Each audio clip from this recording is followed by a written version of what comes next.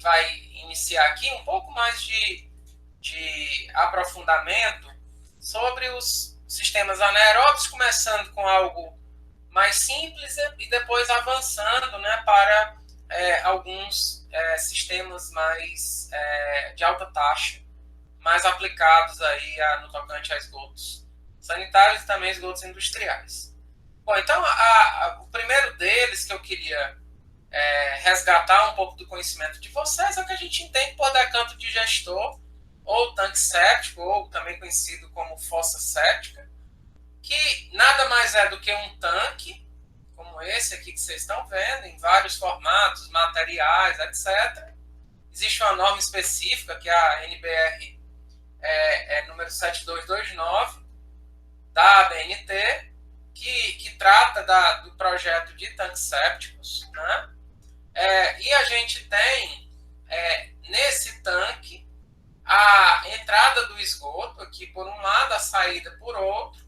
Existe a colocação de dispositivos para retenção da escuma, e isso pode ser a partir de uma viga como essa aqui, que vocês estão vendo, de um anteparo, colocado transversalmente aqui ao fluxo do esgoto, ou muitas vezes a colocação de um T aqui na entrada, prolongando esse T, que vai funcionar tanto para jogar o esgoto mais para baixo, quanto também de anteparo, né, aqui para a acumulação dessa escuma na superfície, que, só lembrando, essa escuma é resultante aí da flotação de óleo junto com gordura, com materiais de menor densidade do que a do esgoto, que vai se acumular aqui nessa superfície do tanque séptico e que vai, de tempo em tempo, requerer a remoção, juntamente com o lodo digerido,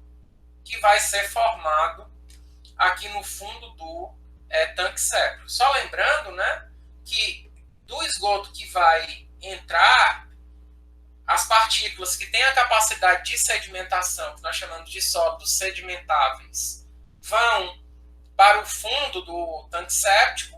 Vai haver ali um processo de transformação anaeróbica, da mesma forma que vocês viram lá para os resíduos sólidos com o professor Erlon, né? Ou seja, os micro-organismos anaeróbios vão transformar essa fração orgânica desse material que vai lá para o fundo do tanque e, eventualmente, da fração ali dissolvida e finamente particulada, que tem a capacidade de entrar em contato com algum tipo de micro-organismo, né, ali, que vai estar mais nessa fração líquida, mas devo dizer, em menores quantidades, né, e que esse lodo digerido é exatamente esse lodo, digamos assim, estabilizado, ou seja, quando você tem ali um lodo com um conteúdo orgânico, analisado em termos de sólidos voláteis, bastante pequeno e uma grande quantidade de sólidos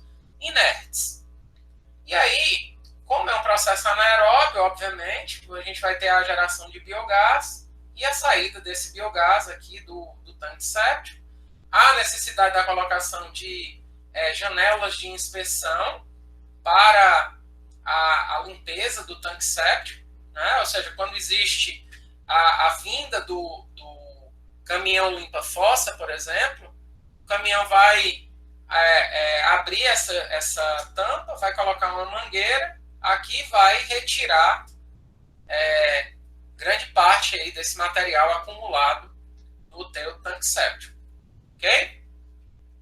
Esse tanque séptico, como vocês estão vendo, ele pode ser construído em loco, ou ele pode ser pré-fabricado, e aí você chega, abre só a vala lá no local, coloca as unidades em PRFV, em polipropileno, né? Todos esses materiais. Pode ser construído muitas vezes com esses anéis de cacimba, como esse que vocês estão vendo aqui, ou pode ser construído com tijolo e argamassa, ou blocos pré-moldados. Enfim, você tem uma riqueza de técnicas e opções construtivas aqui para a colocação de tanques sépticos.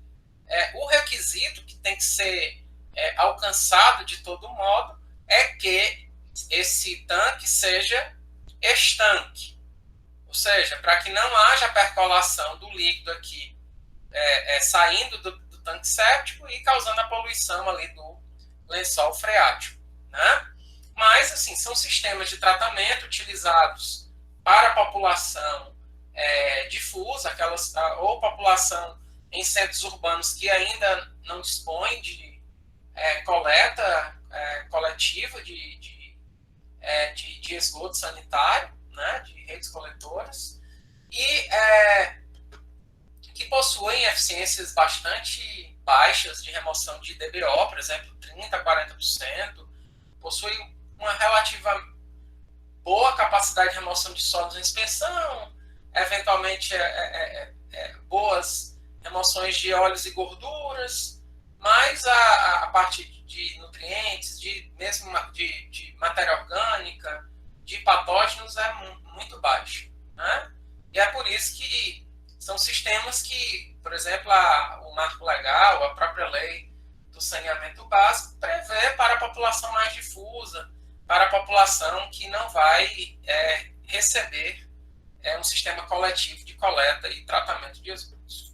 Temos aprimoramentos de tanques sépticos aí que foram realizados, concebidos nos últimos anos, aí, nas últimas décadas, por exemplo, com a colocação de espécies de defletores, separadores trifásicos e também de uma promoção de maior contato do esgoto com a manta de lodo, né, como esse aqui que vocês estão vendo, ou a inclusão, por exemplo, de lamelas, de decantador lamelar, aqui para diminuir a perda de sólidos em suspensão com o efluente.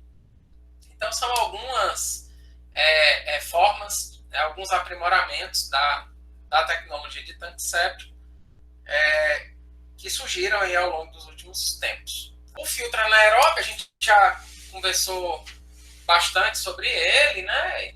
Ele pode ser projetado tanto no sentido ascendente, que é o mais comum, mas também no sentido descendente. Ele pode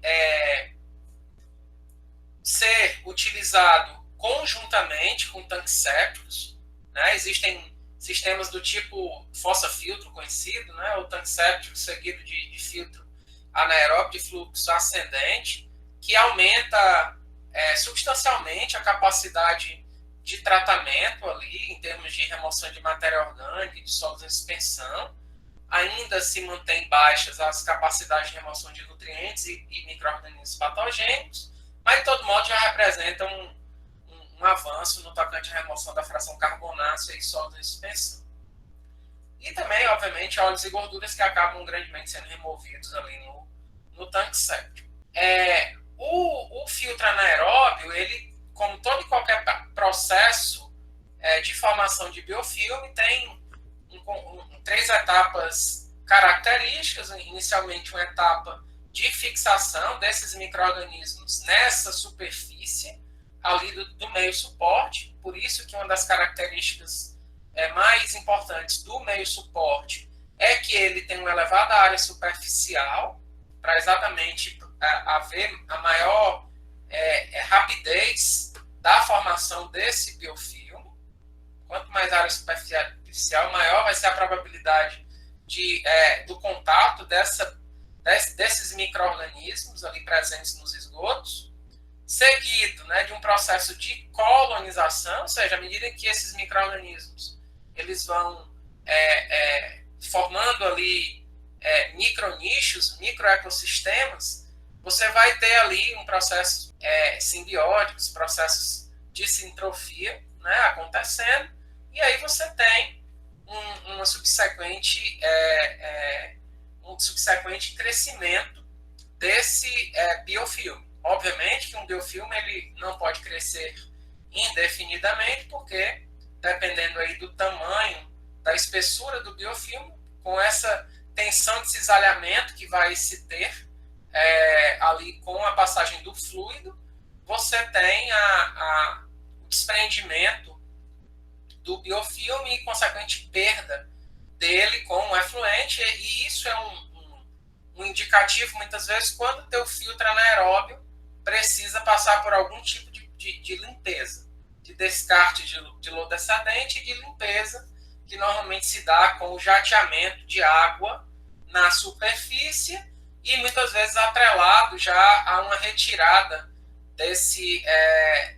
dessa mistura, água, esgoto e biomassa, a partir de um caminhão limpa-fossa, que muitas vezes essa limpeza é feita atrelada à limpeza também ali do decante digestor, tanque séptico. Bom, então a gente tem, como eu falei, diferentes possibilidades de meio suporte. Aqui vocês estão vendo do biofilme que cresce muitas vezes externamente ao meio suporte, muitas vezes internamente ao meio suporte. Tem vários tipos hoje em dia, coisas parecidas com o Bob, né? O BioBob, tem o Caldness, né? Tem conduíte, tem anéis randômicos, certo? Várias possibilidades aí no mercado que oferecem aí cada um diferentes vantagens aí de ordem de maior área superficial, maior porosidade, maior capacidade de retenção microbiana, etc. Mas, de todo modo, né, essas características principais que eu já falei têm que ser conseguidas, né? Ou seja, baixo custo, baixo peso, elevada área superficial, porosidade, ser inerte, etc. Esse meio suporte, né, além desse crescimento microbiano, ele vai ajudar muito nessa retenção física dos sólidos em suspensão, que estão ali junto com o esgoto, e também vai ajudar nessa distribuição do esgoto por todo esse volume reacional, de maneira a evitar a existência de zonas mortas, ou seja, zonas nesse volume reacional que não estão ajudando no tratamento, né? Ou seja, os esgotos eles não estão passando ali por essa zona morta, e também evitar o surgimento de curtos-circuitos hidráulicos. Ou seja, curtos-circuitos hidráulicos é uma espécie de bypass, ou seja, o tempo de detenção que esse líquido vai permanecer nesse volume reacional acaba sendo menor do que o tempo de detenção hidráulica que o meu sistema foi concebido, e uma vez mais que eu tenho uma diminuição desse tempo de detenção hidráulica, eu posso ter uma subsequente diminuição das minhas eficiências de remoção. Portanto, meio suporte ele tem esse conjunto de importâncias no tocante ao tratamento de esgotos em sistemas de crescimento aderido. Isso aqui eu já falei em relação a essas características. Isso aqui é apenas para mostrar alguns tipos de meio suportes hoje em dia existentes. Nós temos utilização de espuma de poliuretano, como vocês estão vendo aqui, utilização de brita. Normalmente a brita número 4, que é a brita maior que tem, começa aqui que vocês estão vendo, 3 ou 4, né? Sempre que puder a brita 4. Mas você tem, isso que vocês estão vendo, essa sujeirinha que vocês estão vendo aqui, é exatamente o biofilme que é formado, tanto aderido aqui a essa área superficial, como também crescendo de forma suspensa, na forma de flocos ou grânulos, né, ou mesmo disperso, aqui nesses vazios existentes no meio suporte. E aí, gente, como eu falei, em ambos os sistemas, ou no tanque séptico, quanto também no filtro anaeróbio, tem a necessidade de estanqueidade. E aí, muitas vezes, se consegue essa estanqueidade com a aplicação de material betuminoso, manta asfáltica, enfim, tem essas várias possibilidades. Também a possibilidade, assim como no tanque séptico, de utilização de materiais mais leves, como fibra de vidro, como polipropileno, tá? Utilização de material pré-moldado, anéis de construção de poços, enfim, todas essas possibilidades, não importa o tipo, o que importa é que essas características sejam alcançadas. Também temos aqui, como vocês estão vendo, a construção dessas calhas coletoras. Muitas vezes você pode ter uma ou várias calhas coletoras, como essa aqui que vocês estão vendo. Colocação de tampas, é importante que essas tampas sejam resistentes. Muitas vezes vai ter a passagem de carros aqui por cima. Não só a laje superior, né, mas as tampas aqui, certo? Sejam leves o suficiente para permitirem a abertura, mas também resistentes o suficiente para não quebrarem com a passagem, muitas vezes, de transeuntes ou de carros aqui pela superfície. E aqui, gente, a gente observa aqui exatamente o encaminhamento desse efluente do tanque séptico para o filtro anaeróbio de fluxo ascendente. Uma vez mais, isso aqui é o que nós chamamos, né, de fundo falso. Esse aqui, ó, né? Isso aqui são as vigotas, ou muitas vezes uma espécie de colmeia que a gente coloca. Imagine uma tampa, e essa tampa toda furadinha, colocada aqui, né? E o meio suporte em cima. O furo, ou essas aberturas aqui, da ordem de 1,5 cm, mais ou menos, é para exatamente dividir o esgoto em vários pontos, evitando, né, como eu falei, a existência de zonas mortas e de curtos-circuitos hidráulicos. Como eu falei, a gente pode utilizar diferentes materiais, como esses aqui que vocês estão vendo, né? Nesse caso aqui, fibra de vidro. Diferentes formas de distribuição aqui, olha, por exemplo, nesse caso aqui, essa espécie de difusor, é uma pedra porosa grandona, ela substitui, por exemplo, o teu fundo falso, visando exatamente uma boa distribuição aqui no fundo, né, para evitar curtos-circuitos hidráulicos e zonas mortas. E aqui a colocação de uma unidade que vai promover a dispersão desse esgoto no solo, que nesse caso aqui é o sumidouro. Portanto, o sumidouro não tem função de tratamento, mas tem a função de dispersar esse esgoto no solo. E aí, muitas vezes, como o meu solo, as características do meu solo podem variar, né? Às vezes eu tenho um solo arenoso, que a capacidade de infiltração é muito elevada, mas eu posso ter solos mais siltosos, argilosos, cuja capacidade de infiltração é menor. Muitas vezes a utilização de sumidouro não é possível. E aí eu tenho que utilizar outras técnicas de disposição desse efluente no solo, como valas de infiltração ou, algumas vezes, valas de filtração. Tudo dependerá do teste de percolação que será feito lá no local que vai receber esse esgoto.